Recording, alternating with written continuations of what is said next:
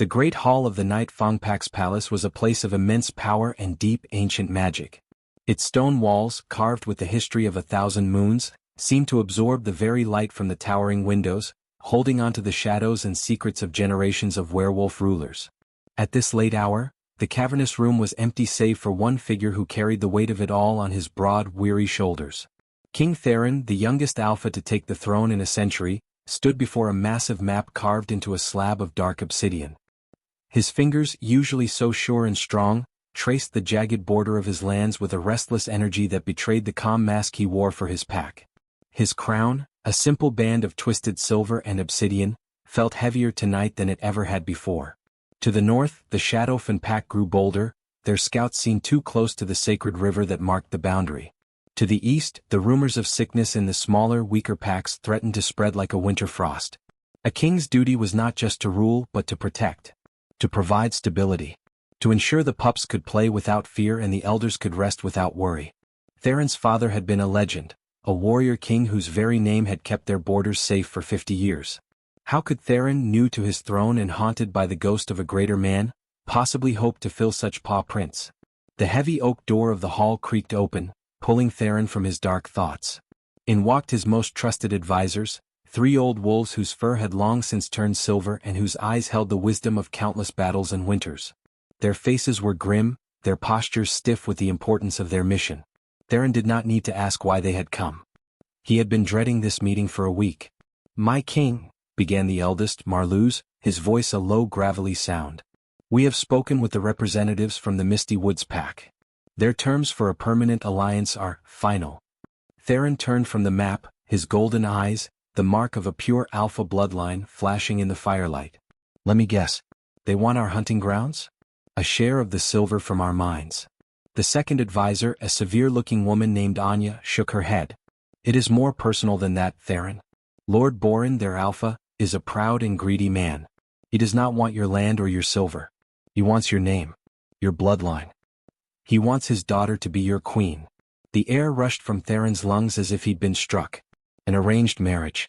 It was an ancient practice, one he had foolishly hoped to avoid. To tie 2 packs together through a bond of family was the strongest alliance possible, but it came at the highest personal cost. His heart, his future, his chance to find a true mate, all would be sacrificed on the altar of duty. His daughter? Theron finally managed to say, the words tasting like ash. "What of her? What is she like?" The third advisor, Pyrrhus, shifted uncomfortably. "Her name is Selene. The reports say, well, they say she's a very quiet girl. Keeps to herself. She is rarely seen without a heavy gray cloak, its hood pulled low over her face. The whispers from the Misty Woods are that she is plain, unremarkable. Lord Boren seems almost eager to be rid of her." Theron's wolf, a powerful spirit within him, bristled at the idea. It wanted to choose its own mate, to find the one whose soul called out to its own in a song of perfect harmony. The idea of being bound for life to a stranger, and one who hid from the world, felt like a prison sentence. "There is no other way?" Theron asked, his voice barely a whisper, a final, desperate hope. Marluz stepped forward, his expression one of deep sympathy but unwavering resolve. "The Shadowfen wolves grow stronger by the day. Alone we are mighty. With the Misty Woods as a shield to the south, we are invincible. This marriage secures peace, my boy. It secures the future for every single soul in this pack. It is the duty of a king." The words landed with the force of a physical blow. Duty. It was the word that had governed his entire life. Duty to train, to fight, to lead. And now duty to marry. He thought of the young wolves in the training grounds, of the mothers in the village, of the future he was sworn to protect. Their safety was worth more than his happiness. His personal dreams were a small price to pay for their security. He walked to the large window and looked out over his sleeping kingdom. The moon, a pale sliver in the sky, cast a weak light over the quiet forests and rolling hills that were his home. His home. His to protect. With a sigh that seemed to carry the weight of every stone in the palace, he turned back to his advisors. The mask of the king was back in place, firm and unyielding. The young man's doubts were locked away, hidden deep where no one could see them. "Very well," Theron said, his voice now strong and clear, echoing faintly in the vast hall. "Send word to Lord Boren. I accept his terms. I will marry Lady Selene." The advisors bowed low, a mix of respect and pity in their eyes, before retreating and leaving him alone once more. Theron stood in the silent grandeur of the hall, the future stretching out before him like a long, dark path. He would do his duty. He would be a good king. He would marry the ugly hidden daughter of a greedy lord and try to build a life from the cold ashes of an arrangement. He just hoped, with a pain that sharpened in his chest, that she was at least kind. It would be a lonely eternity if she was not. The moon outside seemed to offer no comfort, its light feeling cold and very, very far away. The journey from the mist-shrouded lowlands of the misty woods pack to the formidable stone heart of the Nightfang territory was not measured in miles alone, but in a profound and unsettling shift in the very air one breathed. For Lady Selene, every turn of the carriage wheels carried her further from the damp, familiar gloom of her father's hall and deeper into a world of imposing grandeur and sharp, mountain-cold winds that whispered of power and ancient secrets. She sat stiffly on the velvet-lined seat, her hands clenched tightly in her lap, hidden within the long sleeves of her plain gray traveling dress. Across from her, Lord Boren stared out the window, his expression one of grim satisfaction, as if he were surveying lands he already owned. The carriage, a borrowed luxury from the Nightfang treasury, felt less like a vessel of transport and more like a cage delivering her to a new kind of captivity. Selene's fingers crept up to the rough fabric of her hood, ensuring it was drawn securely forward, casting a familiar shadow over her face. This hood had been her shield for as long as she could remember. Her earliest memories were not of her mother's face, lost to a winter fever when she was just a pup, but of the sting of her father's words. "Best keep that hidden, girl," he would grumble, his voice rough with disappointment. "No one needs to see such plainness. Be thankful your bloodline is your only worth." The cloak had become her identity. Selene, the hidden daughter, the unremarkable creature of the shadows, useful only as a bargaining piece in her father's relentless quest for influence. The rumors of her homeliness, seeded and nurtured by Boren himself, were a convenient fiction that served his purposes perfectly. As the carriage passed through the towering gates of the Nightfang Palace, a different kind of awe filled her, one tinged with terror.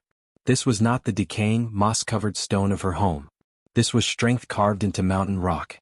Guards stood at rigid attention, their eyes glowing faintly with the power of their wolves, their armor gleaming even under the overcast sky. The scale of it all was meant to intimidate, and it worked. Selene felt smaller than ever, a tiny gray mouse being delivered to a castle of lions. She wished desperately for the quiet solitude of the Misty Woods library, for the comforting company of books that held stories far more romantic and kind than her own seemed destined to be. The carriage shuddered to a halt in a vast courtyard. The door was swung open by a stern-faced guard in the Nightfang livery. Lord Boren climbed out first, puffing out his chest, already adopting the demeanor of a man connected to royalty. He turned and offered a hand that was less a help and more a command for Selene to follow. She took it, her own hand trembling slightly, and stepped down onto the cold cobblestones. The air here was thin and crisp, carrying the scent of pine and cold stone, a stark contrast to the damp earth and decay of home. She kept her head bowed, her eyes fixed on the ground, ensuring the hood obscured everything but the view of her own worn shoes. They were led through corridors that echoed with their footsteps, past tapestries depicting great battles and legendary alphas of old. The weight of history pressed down on her.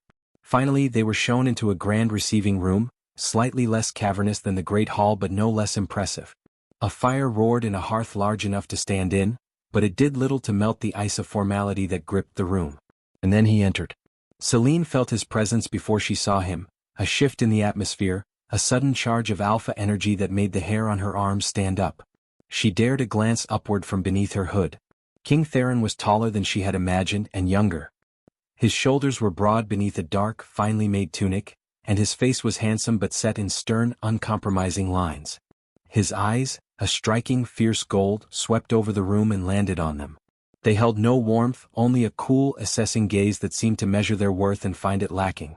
This was the man she was to marry. A king who looked like a warrior from the old tales, carved from stone and winter. Her heart sank.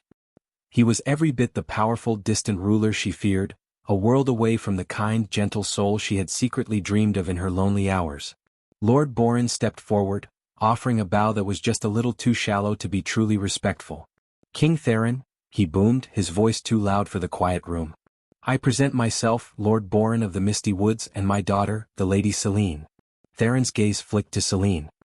He saw only a small, slight figure drowned in a drab, oversized cloak, a face completely hidden in shadow. It was exactly as his advisors had described. His heart, already heavy with resignation, sank another degree. This hidden, timid creature was to be his queen? The partner to stand beside him before the entire pack? The contrast between his dread and his father's obvious pride was a bitter pill. He had held on to a foolish, fleeting hope that the rumors were wrong, that perhaps there was something more beneath the hood. But her refusal to even show her face confirmed the worst of the gossip. She was ashamed, or worse, truly unpleasant to look upon. He schooled his features into a mask of polite neutrality, the face of a king doing his duty. "Lord Boren." "Lady Selene," he said, his voice deep and formal, echoing slightly in the room. "Welcome to the Night Fong Palace. I hope your journey was not too taxing."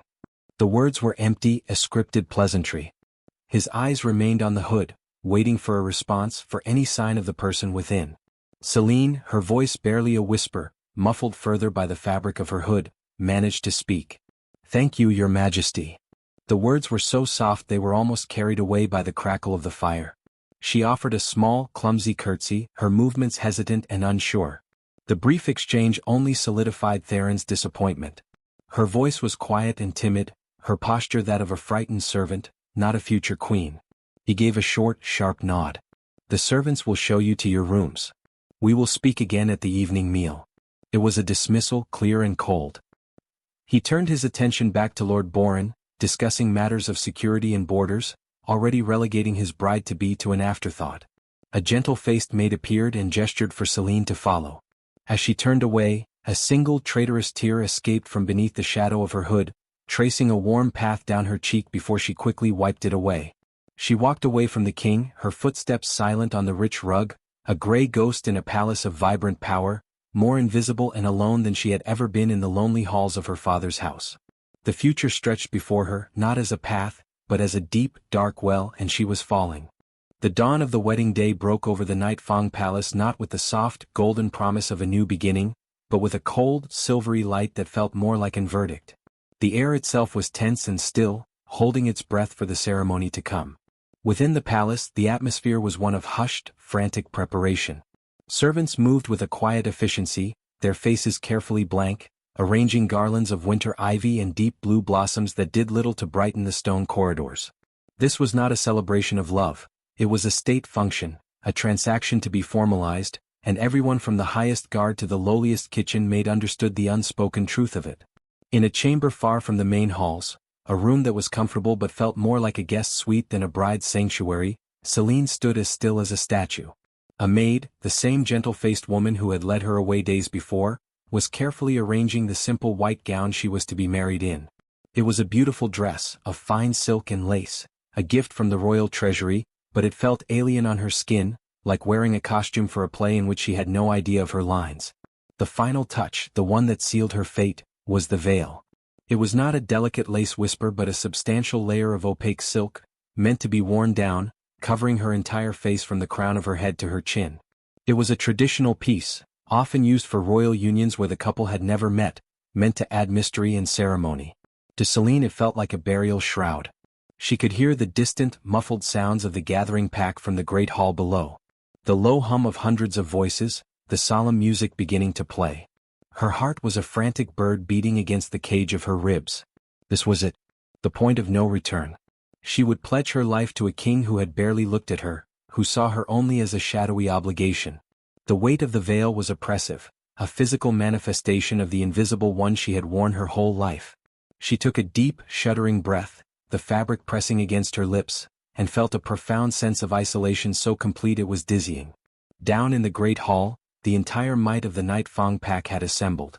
Warriors in polished armor, elders in formal robes, families with curious pups on their shoulders, all were there to witness their king's binding. The air thrummed with a potent mix of respect, curiosity, and a faint, collective sadness for their young alpha. Theron stood at the front of the hall, beside the ancient stone altar where generations of his ancestors had been sworn in. He wore the formal black and silver of his station, his crown upon his head, his back straight and his face an impenetrable mask of regal composure. Inside, however, a storm was raging. His wolf paced restlessly, confused and angry at this forced ceremony. It wanted to howl its defiance, to break free and run to the mountains, to find the mate it was meant to find, not this political puppet it was being leashed to. The music swelled, signaling the bride's approach. Every head turned. A whisper rustled through the crowd like wind through dry leaves. Theron forced himself to look. He saw Lord Boren first, striding with unseemly pride, his chest puffed out. And then, beside him, a figure in white. The gown was lovely, but it was the veil that captured everyone's attention. It hid her completely. She was a faceless, nameless form being led to the altar. She moved slowly, her steps hesitant, one hand resting lightly on her father's arm as if for balance. Theron's last, secret hope, that the hood had hidden some unexpected grace or beauty, extinguished completely. The veil was a confirmation. She was so plain, so undesirable that even on her wedding day she could not show her face. They reached him. Lord Boren placed Selene's cold, trembling hand into Theron's. Her fingers were like ice and she flinched at his touch before going completely still. The High Elder of the pack began the ancient rites, his voice echoing through the silent hall. The words were old and powerful, speaking of unity, strength, and eternal bonds. Theron repeated his vows, his voice strong and clear, a king fulfilling his duty. When it was Selene's turn, her voice was so faint from behind the veil that the elder had to lean forward to hear her. She whispered her promises, each one sounding like a plea for mercy. The moment came. "You may now look upon your wife," the elder intoned to Theron. With a steady hand he did not feel, Theron reached forward. He grasped the silk of the veil. For a heartbeat he paused, the last moment before a truth he did not want to know. Then he drew it back. The face revealed was exactly as he had feared. Not monstrous, not scarred, but devastatingly ordinary. Her eyes, wide with fear, were a common shade of brown. Her features were neither ugly nor beautiful, they were simply there. She was pale, her lips pressed into a tight, nervous line. She was the most unremarkable person he had ever seen, and the disappointment was a physical ache in his chest. He had held on to a foolish fantasy of a hidden beauty, a secret waiting to be discovered. There was no secret. This was simply his wife. He managed a tight, small smile for the benefit of the watching pack, a hollow gesture. She stared back at him, her eyes filled with a terrified resignation that mirrored his own. The elder declared them bound for life. The pack howled its approval, the sound reverberating off the stones, a joyful noise that felt like a mockery to the two at the center of it. The feast that followed was a blur of noise and motion from which Theron detached himself. He performed his duties, raising a toast, speaking with his advisors, all the while acutely aware of the silent, small figure seated beside him. She picked at her food, her head bowed, speaking to no one. As soon as tradition allowed, he leaned over to her. "You must be tired from the day's events," he said, his voice carefully neutral. "My servant Kale will show you to your chambers." It was not a suggestion. It was a command. Selene merely nodded, not meeting his eyes. He had given her rooms in the old wing of the palace, beautiful and spacious but far from his own. It was the clearest message he could send without words. This was a marriage in name only. She was his queen by law, but she would not be his partner and she would certainly not share his bed. As Kale led her away, Theron turned back to the crowd, accepting another glass of wine he did not want. He watched her retreating back, the simple white gown seeming to swallow her whole, and felt a profound and crushing loneliness settle deep into his bones. The ceremony was over. The alliance was sealed. He had done his duty. And in doing so, he felt he had entombed his own heart. The days that followed the wedding settled into a new, quiet rhythm within the stone walls of the palace, a rhythm of unspoken distance and carefully maintained solitude. For Selene, her spacious rooms in the old wing became both a sanctuary and a prison. The luxury was undeniable: soft rugs, a fire always crackling in the hearth, a window seat that looked out over the mountains, but it was a gilded cage nonetheless. Servants were polite but distant, their eyes always flicking away from hers too quickly. She was the unseen bride, the queen no one knew what to do with, a quiet mystery the pack had already begun to weave stories about. She took her meals alone, the clink of her cutlery against the fine china echoing in the silence of her dining room. King Theron was true to his unspoken word. He did not seek her out. Their paths did not cross. She was a ghost in her own palace. The only place that offered any semblance of peace, any feeling of not being constantly watched and judged, was the palace gardens. They were not the manicured formal plots she might have expected, but a sprawling, semi-wild expanse that tumbled down a southern slope behind the palace. Here the gardeners seemed to work with nature rather than against it. Paths wound through thickets of fragrant herbs, past wild rose bushes that scrambled over old stone walls, and into quiet clearings where ancient, gnarled trees offered deep pools of shade. It was in these gardens that Selene could finally breathe. And here she continued her old habit, pulling the gray hood of her cloak up over her head. It was no longer about hiding her face, not really. It was a comfort, a familiar weight on her shoulders, a piece of her old, simple identity in this overwhelming new world. She began to explore every hidden corner, every sun-dappled path. She learned which roses held the sweetest scent, where the shyest herbs grew, and which branch a certain songbird preferred for its morning chorus. For a few hours each day she was not Lady Selene, the unwanted queen. She was just a girl who loved the quiet company of growing things. One afternoon, drawn by the sound of trickling water, she found a part of the garden she had not seen before. A natural spring bubbled up from between mossy rocks, creating a small, clear pool before cascading away in a tiny stream. It was a perfect hidden spot. Sitting on a sun-warmed stone beside the water, she did something she had not dared to do since arriving. She pushed the hood back from her face, letting the weak sun touch her skin, and closed her eyes, listening to the gentle music of the water. A twig snapped. Her eyes flew open and she fumbled to pull the hood back up, her heart leaping into her throat. A man was standing at the edge of the clearing watching her. He was tall and broad-shouldered, dressed in simple sturdy trousers and a tunic dusted with soil, a pair of pruning shears hanging from his belt. His hair was a dark, unruly mess, and he had the tan, weathered skin of someone who spent their days outdoors. A gardener. He looked just as surprised to see her. "I'm sorry," he said, his voice a warm, low rumble that was so different from the cold, formal tones of the palace. "I didn't mean to startle you. I don't usually find anyone all the way out here." Selene, her hood safely in place, shook her head. "It is I who should be sorry. I did not mean to trespass on your quiet place." Her voice was still soft, but without the fear of addressing a king, it held a natural, melodic quality. The man smiled, a genuine, easy expression that crinkled the corners of his eyes. "It's no one's place. The garden is for anyone who appreciates it. I'm just the one who tries to keep it from returning to the wild." He gestured with the shears. "The name's Theron." It was a common enough name, and in his simple clothes, with dirt under his nails, the idea that he was the king was absurd. It was a half-truth, a release from his crown he allowed himself in these moments. "I am Selene," she replied, giving the name without her title. For the first time it felt like her own. They fell into an easy, surprising conversation. He spoke of the gardens, of the stubborn rose bush that refused to bloom until midsummer, of the family of foxes that denayed in the far thicket. She found herself talking without fear, asking questions about the plants, sharing a story of a rare book on herbs she'd read in her father's library. He listened, truly listened, his golden eyes focused on her with an intensity that was curious, not judging. He laughed at a quiet observation she made about the pompous head gardener, a real man named Pyrrhus whom Theron had to constantly manage, and the sound was so warm and real it made something inside her, something frozen and tight, begin to thaw. He didn't look at her hood with pity or curiosity. He looked at her, at the shape of her words, at the thoughts she shared. For a glorious hour, Selene forgot about being a queen. She forgot about her lonely rooms and her cold husband. She was just a woman talking to a kind, interesting man in a sunlit garden. When the light began to fade, painting the sky in shades of orange and purple, she knew she had to return to her role. "I should go," she said, a genuine regret in her voice. "Will you come back tomorrow?"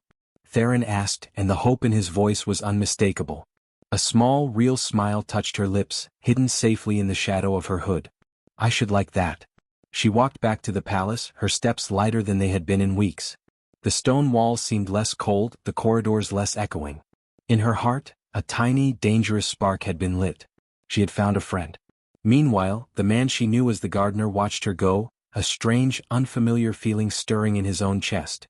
The weight of his crown felt heavier than ever as he turned to go back to his royal duties, already counting the hours until he could return to the garden and the company of the mysterious, clever woman in the gray hood. For the first time since his wedding, King Theron had something to look forward to.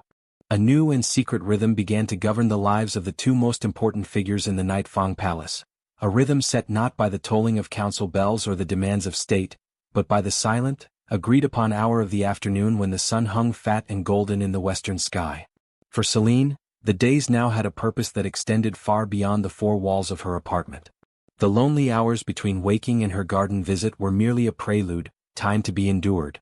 She would find herself glancing at the sun's position, her mind drifting from the book in her lap to wonder if the late-blooming roses had finally opened, or if the gardener, Theron, would have finished his work on the new herb bed. The palace, once a maze of intimidating grandeur, became simply the building that stood between her and the garden gate. Their meetings were the highlight of her existence. Each day she would find him already there or arrive just after him, and they would talk for what felt like both a single moment and an entire lifetime. The conversations flowed with an ease that astonished her. She, who had been silent and overlooked for so long, found her voice with him. She spoke of the stories she had loved in her father's library, tales of brave warriors and clever tricksters from the old times. He, in turn, shared the garden's secrets: which plants could heal a fever, which berries were sweetest after the first frost, the way the light hit the waterfall at dawn. He was more than a gardener. He was wise about the land in a way that spoke of a deep, innate connection to it. She felt seen not for her title or her hidden face but for her thoughts. The spark of friendship grew steadily, warming into a gentle, glowing affection that was entirely new to her. She began to notice the way his eyes crinkled when he laughed, the strength in his soil-stained hands, the thoughtful way he listened. Her heart, so long locked away, was beginning to open for a man who worked the earth. King Theron, meanwhile, was navigating a dangerous and bewildering duality. His mornings were spent in the stark reality of his kingship, hearing disputes over border skirmishes, reviewing reports from his scouts, meeting with his stern-faced advisors. Lord Boren was a constant, grating presence, always hovering, offering unsolicited and self-serving advice that made Theron's jaw ache from clenching it. These duties felt heavier, more tedious than ever before, because his mind was perpetually drifting south, to a sun-dappled clearing by a spring. The woman in the gray hood, Selene as she'd called herself, had become an obsession. In council meetings, he would find himself staring out the window, imagining what she might say about a particularly stubborn noble's complaint. He knew her wit was sharp enough to dismantle the man's arguments with a few well-chosen words. Her quiet wisdom, her unexpected perspective on the world, captivated him. He found himself inventing reasons to visit the gardens during the day, hoping for a chance glimpse of her, his heart giving a foolish leap every time he saw a flash of gray cloth in the distance. This was a problem. A profound and growing problem. He was the king, newly married, and he was developing deep feelings for a common gardener's assistant. The irony was a bitter taste in his mouth. He had been given a wife, and yet fate had placed his true connection just out of reach, in the one woman he could never ever have. This internal conflict bred a new, confusing sense of guilt whenever he was forced to be in the presence of his actual wife, the Queen Selene. Their paths did cross occasionally, usually at the evening meal, which they took separately but sometimes in the same hall at a great distance. He made a few awkward attempts to bridge the chasm between them, if only to quiet the nagging voice of his conscience. One evening he approached her table. She was, as always, shrouded in her gray cloak, head bowed over a plate of food she wasn't eating. "The weather has been mild for the season," he said, the words sounding hollow and stupid even to his own ears. She flinched at the sound of his voice, her head snapping up, the hood shifting but still hiding her face. "Yes, your majesty," she whispered, her voice so faint he had to lean in to hear it. She seemed to shrink under his gaze, a mouse cornered by a hawk. The contrast to his garden friend was jarring. One woman was vibrant, engaging, and full of hidden fire. The other was a timid, silent shadow. His attempt at kindness evaporated, replaced by a fresh wave of frustration and disappointment. He gave a curt nod and walked away, the gulf between them feeling wider and more impossible than ever. That night, lying in his large, empty bed, Theron stared at the canopy overhead. His wolf was restless, confused by the two conflicting pulls. It recognized a connection, a profound one, but it was misdirected, aimed at a phantom in the garden while the woman it was legally bound to remained a stranger, an empty space. He was living two lives, the king bound to a ghost of a queen, and the man named Theron falling for a mysterious woman he met in secret. It was an impossible situation, a knot of duty and desire that tightened with every passing day, and he had no idea how to unravel it. All he knew was that the only time he felt truly like himself was in those stolen afternoon hours, and the thought of that ending was a prospect more bleak than any threat from the Shadowfen pack. The afternoon sun poured honey-thick light through the canopy of leaves, dappling the mossy ground of their secret clearing. It was their place now, a fact silently agreed upon without ever being spoken. The little waterfall played its constant, soothing music, a private symphony for an audience of two. On this particular day the air was alive with a playful energy. Theron, the gardener, had been recounting a battle of wits with the head gardener, Pyrrhus, over the proper pruning of the ancient victory vines that grew on the palace's east wall. And I told him, Theron said, a wide grin on his face as he gestured with a stick, that if he sheared them back like a common hedge, the old alphas would rise from their graves just to sigh in disappointment. Selene laughed, a real, unreserved sound that she never made anywhere else. It was a light, melodic noise that made Theron's chest feel tight. She was sitting on their usual sun-warmed rock, her knees drawn up to her chin. The sound of her laughter seemed to startle a pair of songbirds into flight from a nearby bush. "You did not," she exclaimed, her voice full of delight. "What did he say?" "He turned a shade of purple I've only seen on a bruised plum," Theron chuckled, leaning back against a tree trunk. "He loved this. He lived for this. These moments where the weight of the crown didn't exist, where he was just a man making a woman he adored laugh." He sputtered something about respecting tradition and stormed off. "I expect my pay to be short this week." "It was worth it," Selene said, her smile evident in her voice even from within the shadow of her hood. "The vines should grow wild. They've earned the right." This was the core of what captivated him. It wasn't just her humor, it was her mind. She saw the world in a way that was both gentle and fiercely intelligent. She understood things, about nature, about history, about people, in a way that his advisors never could. He felt a powerful, almost overwhelming urge to see the face that belonged to that mind and that laughter. He had respected the boundary of the hood for weeks, but today the desire was a physical ache. As if the universe itself had been waiting for this precise moment of vulnerability, a sudden, violent gust of wind tore through the clearing. It was a mountain wind, unpredictable and strong, whipping through the trees and sending a swirl of autumn leaves dancing in a frantic spiral. It caught Selene completely by surprise. The gust seized the loose fabric of her gray cloak, tugging at it with invisible fingers. Before she could even gasp, the wind pulled the hood back not just a little but entirely, yanking it down to her shoulders. Then just as quickly as it came, the wind died, leaving an eerie, breathless silence in its wake. Selene froze, her hands halfway to her head, her eyes wide with sheer, unadulterated panic. She was exposed. Theron stared. The stick fell from his suddenly numb fingers, landing on the moss without a sound. The woman before him was not plain. She was not unremarkable. The rumors, the gossip, the entire foundation of his disappointment, it was all a lie, a monstrous fabrication. The sun, now unobstructed, caught in her hair, revealing it to be not a mousy brown but a deep, rich chestnut with strands of gold and copper that seemed to hold the light itself. Her face, finally free of its shadow, was a perfect oval, with high cheekbones flushed a delicate pink from surprise and alarm. Her skin was smooth and clear, and her lips, slightly parted in shock, were full and beautifully shaped. But it was her eyes that truly undid him. He had expected common brown. What he saw were eyes the color of warm amber, flecked with gold and green, wide and intelligent and currently filled with a terrified vulnerability that made his breath catch in his throat. She was, without a single doubt, the most breathtakingly beautiful woman he had ever seen in his life. The pieces crashed together in his mind with the force of a thunderclap.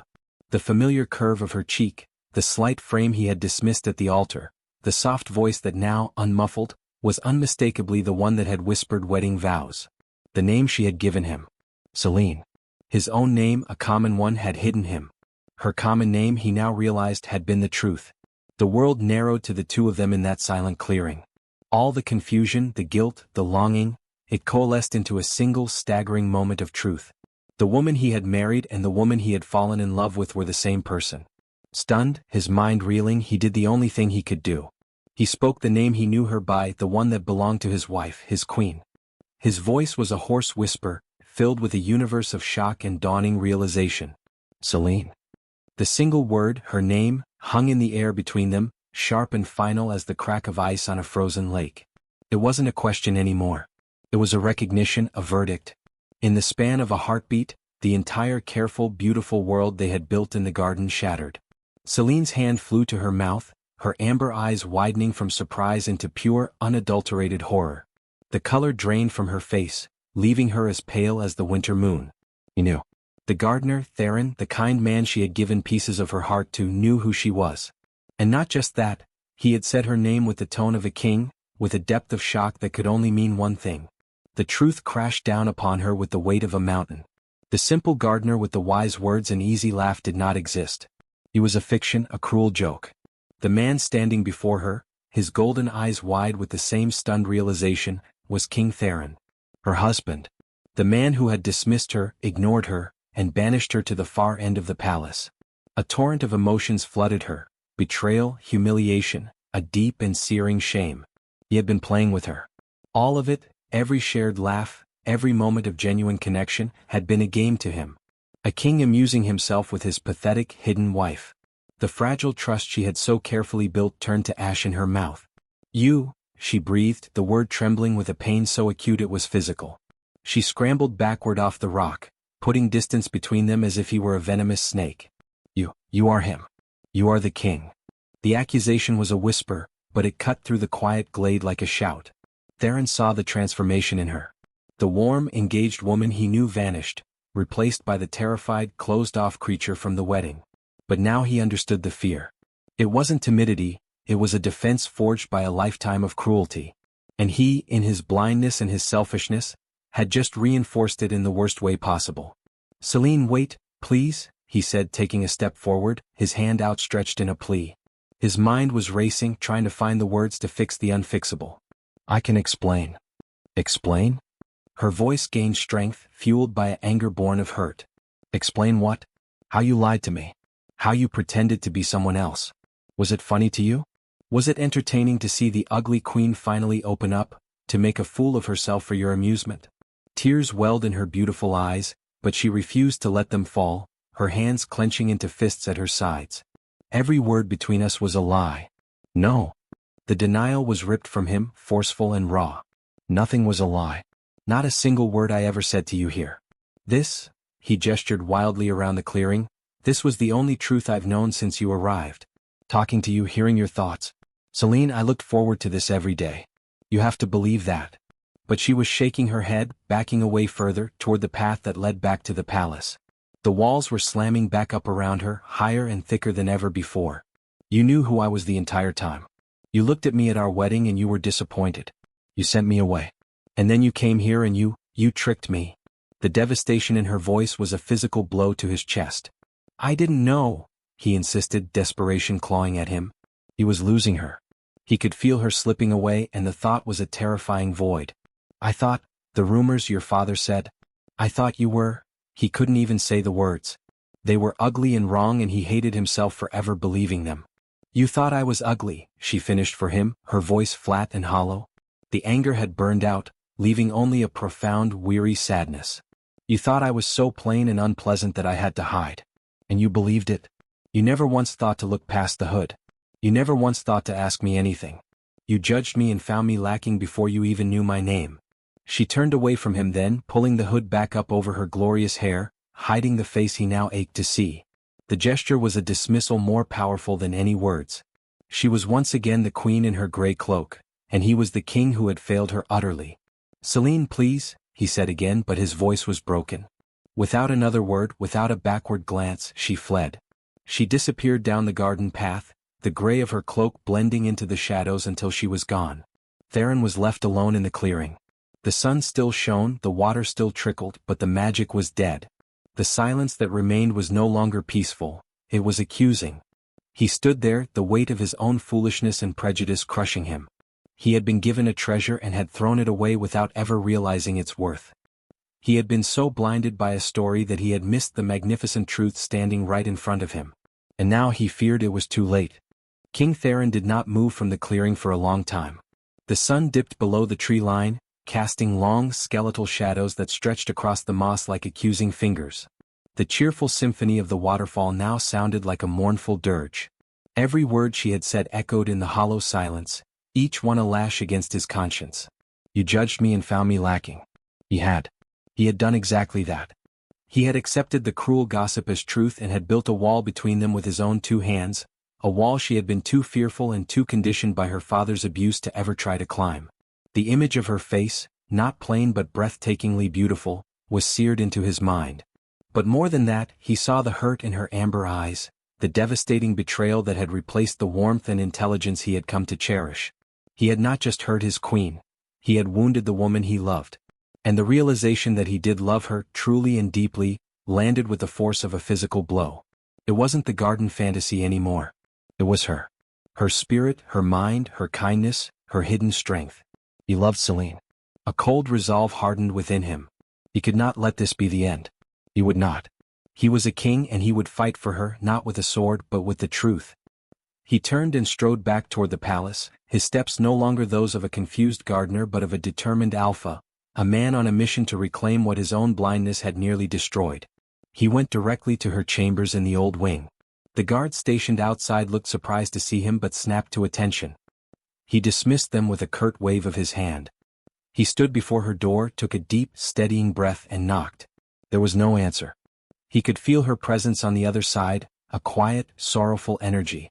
He knocked again, softer this time. "Selene," he said, his voice low but clear through the heavy wood. "Please. I'm not leaving. We need to talk." After a long, tense moment, he heard the faint sound of a lock turning. The door opened just a crack, revealing a sliver of her room and one wary red-rimmed amber eye. She had been crying. The sight felt like a knife twisting in his gut. "I have nothing to say to you." Her voice was thick with tears, but it held a new strength, a defiance that had been forged in the fire of his betrayal. "Then you don't have to speak," he said gently. "Just listen. Please. Grant me that much." She was silent for a moment, then gave a barely perceptible nod, pulling the door open just wide enough to let him in before retreating to the center of the room, wrapping her arms tightly around herself. She was still wearing the gray cloak. He stepped inside, closing the door behind him but keeping his distance. He did not approach her throne-like chair or her fireplace. He simply stood, a king humbled in his own palace. "You were right," he began, the words feeling inadequate but necessary. "I judged you. I believed the rumors because they were convenient. They gave me an excuse for my own unhappiness. I was a coward, hiding behind my duty, too selfish and proud to look past my own disappointment to see the person who had been brought to me." He took a step closer, his hands open at his sides, showing he meant no threat. "The woman I met in the garden, she was everything I had ever hoped for in a mate. She was clever and kind, and she saw the world in a way that made me see it differently too. I fell in love with her laughter, with the way her mind worked, with the sound of her voice." He saw her flinch at the word love, but she didn't interrupt, her eyes fixed on him, watching, waiting. "I was falling in love with you, Selene. And I didn't know it. I thought my heart was betraying my vows when all along, it was leading me directly to them." His voice grew more intense, filled with the raw emotion he had been holding back. "When the wind blew your hood back today, it wasn't your beauty that stunned me, though the gods know you are beautiful. It was the truth. It was the realization that the woman I married and the woman I loved were the same incredible person. I wasn't disappointed. I was saved." Tears were streaming down her face now, silent and unchecked. The rigid, defensive posture of her shoulders had softened slightly. "The hood," she whispered, her voice breaking. "My father, he told me from the time I was a child that my face was my shame. That no one would ever want me if they saw it. The cloak was my armor." "Your father is a cruel and foolish man," Theron said, his voice firm. "He was blind. He looked at a diamond and saw a common stone because he was too greedy to recognize true value." He took another step, now close enough to reach out and touch her, but he kept his hands at his sides. "You asked me if it was all a game. It was not. Every moment with you was a gift. I am so sorry that my ignorance made you doubt that. I am sorry I made you feel for 1 second that you were anything less than miraculous." He slowly, giving her every chance to pull away, reached out. He didn't touch her face. Instead, his fingers found the rough fabric of the hood that had started it all. Gently, with infinite care, he drew it back from her hair, letting it fall to her shoulders. He was finally seeing her, truly seeing her, without barriers, without lies between them. "You do not need armor with me," he whispered, his golden eyes holding her gaze, pouring every ounce of his sincerity into his words. "Not ever again." Selene looked up at him, searching his face for any hint of deception, any trace of the cold king who had dismissed her. All she saw was regret, honesty, and a desperate, hopeful love. The wall around her heart, so painstakingly built, began to crumble. The trust they had built in the garden had been real. His words now rang with that same truth. A single, shuddering breath escaped her. And then, slowly, she leaned forward, closing the small space between them, and rested her forehead against his chest. It was not an embrace, not yet, but it was an acceptance. It was a beginning. Theron's arms came around her carefully, holding her as if she were made of the most fragile glass. He felt her tremble, and then he felt the tension finally leave her body as she sank into him. They stood like that for a long time in the quiet of her room, the setting sun painting streaks of orange and purple across the floor. The king and his queen. The gardener and his friend. Two halves of a whole finally finding their way home. A new and profound peace settled over the royal wing of the palace, a quiet understanding that was as deep and steady as the ancient stone foundations. The distance between the king's chambers and the queen's was no longer a chasm of cold duty but a short, often traveled path of warm affection. Theron and Selene spent their days learning each other anew, this time without shadows or secrets. They took their meals together at a small table by a window overlooking the garden, their garden, talking for hours. He told her of the pressures of kingship, his fears about the Shadowfen pack, his memories of his father. She shared stories of her lonely childhood, her love of books, the small acts of kindness from servants that had kept her spirit from breaking. They were building a true partnership, one brick of shared confidence and whispered laughter at a time. Selene began to tentatively step into her role as queen, her natural intelligence and gentle authority surprising the pack members who had only known her as a silent figure in a gray cloak. She sat beside Theron during open court, and while she never overstepped, her quiet suggestions, often whispered to him, showed a keen understanding of people and problems that he had overlooked. The pack watched this transformation with curiosity and growing respect. The unseen bride was unseen no longer, and her presence brought a new warmth to their stern young king. This change, however, was being watched with a very different emotion from a different set of eyes. Lord Boren observed the growing closeness between the king and queen with a simmering, furious disgust. This was not the plan. His plan, meticulously crafted, had relied on the king's rejection of Selene. Theron's coldness at the wedding had been a promising start. Boren had anticipated the king would find his daughter so undesirable that he would set her aside, declaring the marriage unconsummated and therefore void. In the resulting insult and political chaos, Boren, as the wronged father, would have had the grounds to challenge Theron for the throne, rallying other disgruntled packs under the banner of wounded pride. He had not shipped his plain, useless daughter off to be loved. He had sent her to be a catalyst for war, a key to unlock a kingdom for himself. Their happiness was his failure. Every smile they shared was a mockery of his ambition. The respect Selene was garnering was a theft of his intended glory. His greed curdled into a bitter, reckless rage. He could not let this stand. The opportunity came during a strategy meeting in the war room. Theron, Selene, and his top advisors were gathered around the large table, discussing the increased sightings of Shadowfen scouts. Boren, invited out of formality, had been simmering in silence in a corner. "We should increase patrols along the river," Kale was saying, pointing to a spot on the map. "Double the guards at the night watch. It will stretch our resources thin," cautioned Marluz. "We need to be cautious." It was then that Boren saw his opening. "Perhaps we wouldn't be in this position," he sneered, his voice cutting through the strategic discussion, "if our king was focused on threats beyond his own bedroom." The room fell deathly silent. All eyes turned to him. Theron slowly straightened up, his expression turning dangerously calm. "Explain yourself, Lord Boren." Boren took a step forward, a malicious smile twisting his lips. He looked directly at Selene, his gaze full of contempt. "You were meant to be a pawn. A plain, simple girl to be discarded. That was your only purpose. Instead, you've managed to bewitch him with, what? Pathetic simpering? You've ruined everything." Selene paled, shrinking back instinctively, the old wounds of his cruelty ripped open. But before the fear could take root, Theron was there. He moved to stand beside her, his shoulder brushing hers, a solid, unshakable wall of support. He did not shout. His voice was low, a controlled rumble of pure alpha authority that vibrated through the stone room. "You will not speak to my queen that way," Theron said, each word dropping like a stone. "You will explain your meaning. Now." Emboldened by his own spite and blind to the danger he was in, Boren spat it out. "I sold you a worthless daughter to provoke a worthless king. I wanted you to reject her. I wanted the excuse to challenge you, to take your crown for my own. She was supposed to be the key to my victory, not your beloved." He practically spat the last word. The admission hung in the air, ugly and stark. The advisors stared in horrified disbelief. The betrayal was not just personal, it was a treasonous plot that could have plunged the entire pack into a bloody civil war. Theron looked at the man not with anger but with a cold, final disgust. He saw not a father, but a poison that had infected Selene's life and now threatened his pack. He had threatened his mate. "Lord Boren of the Misty Woods," Theron's voice boomed, filled with the absolute power of his title. You have confessed to treason against the crown and a plot to destabilize the Night Fang pack. You have shown cruelty to your own blood, my queen, who is worth 1,000 of you. He took a final step forward, his golden eyes blazing. I banish you. You are stripped of your title and your lands.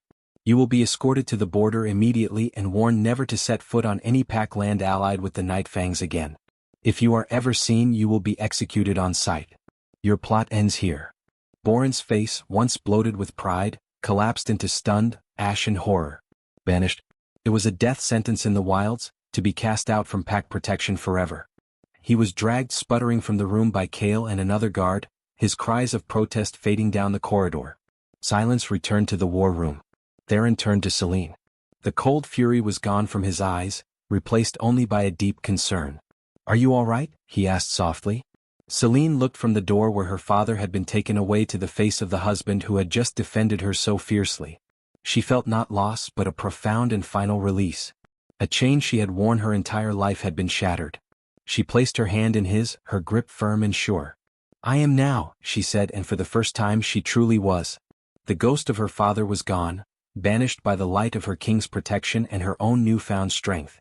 The great hall of the Night Fang Palace, once a place of cold duty and lonely echoes, was now utterly transformed. Where garlands of somber ivy had once hung, now dripped cascades of vibrant bluebells and sungold blossoms. The air, once stiff with formality, now hummed with a joyous, infectious energy, thrumming with the beat of drums and the lively melody of pipes. The entire pack had gathered, not as solemn witnesses to a transaction, but as a great, roaring family celebrating the true beginning of their ruler's story. This was not a wedding of state. This was a celebration of a bond that had been tested and forged in the fires of misunderstanding, and had emerged stronger and more brilliant than anyone could have imagined. At the center of it all stood Theron and Selene. There were no veils, no gray hoods, no shadows between them. Selene wore a gown of moonlight silver, its fabric shimmering with every movement, and her chestnut hair, woven with delicate white flowers, cascaded freely down her back. But her true radiance came from within, from the confident smile on her lips and the love shining, unchecked, in her warm amber eyes as she looked at her husband. Theron stood beside her, not as a stoic king fulfilling an obligation, but as a proud and devoted mate, his hand firmly holding hers, his own gaze fixed on her with a reverence that spoke louder than any vow. Before the smiling faces of their pack, they repeated their promises to one another. This time, the words of the ancient rite were not hollow echoes in a cold hall. They were living, breathing truths. When Theron spoke of loyalty, he remembered her quiet strength in the council room. When Selene spoke of faithfulness, she remembered his fierce protection against her father's venom. When they promised to cherish one another, they both thought of a sun-dappled garden and the friendship that had saved them both. As their voices rang out clear and strong, a powerful energy filled the space, a palpable magic that made the fur on every wolf's neck stand on end. It was the energy of a true mate bond, recognized and sealed, clicking into place with the perfect, undeniable rightness of a final puzzle piece. As the High Elder declared them bound once more, not by law but by fate and love, Theron turned to his pack, his voice booming with a happiness he made no effort to contain. People of the Night Fang pack, he called out, his arm around Selene's waist. Today we do not just celebrate a marriage. We celebrate the truth. I present to you not just your queen, but my true mate, my other half, chosen by the moon herself. Selene. The roar that erupted was deafening. It was a sound of pure, unbridled joy and acceptance that shook the very stones of the palace.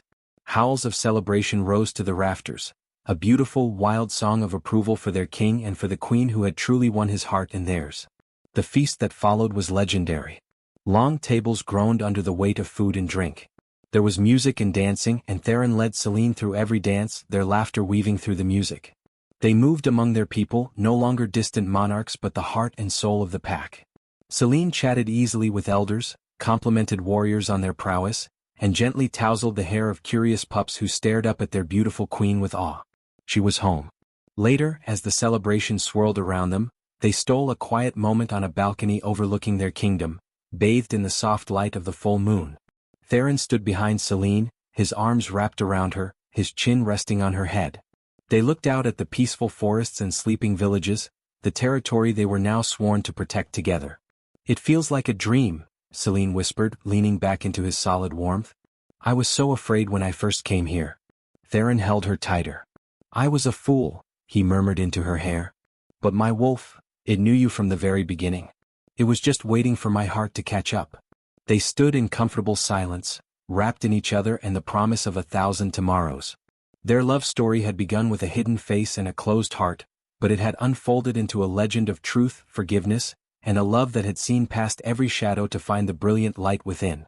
Their reign was just beginning, a new chapter written not in the cold ink of duty, but in the warm, golden light of a love that would define their legacy for generations to come. A love that proved that the most priceless treasures are often those that are hidden in plain sight, waiting only for the right person to truly see. And so, under the watchful eye of the moon, the Alpha King and his queen, his true mate, turned their faces toward the future, ready to build it together, side by side. If you followed every twist and turn of Theron and Selene's journey from a lonely arrangement to a legendary love, then you won't want to miss what happens next in their reign. To make sure you're the first to know when new stories of the Night Fang Pack are shared, tap that subscribe button and turn on notifications. A whole world of adventure and romance awaits, and we can't wait to share it with you.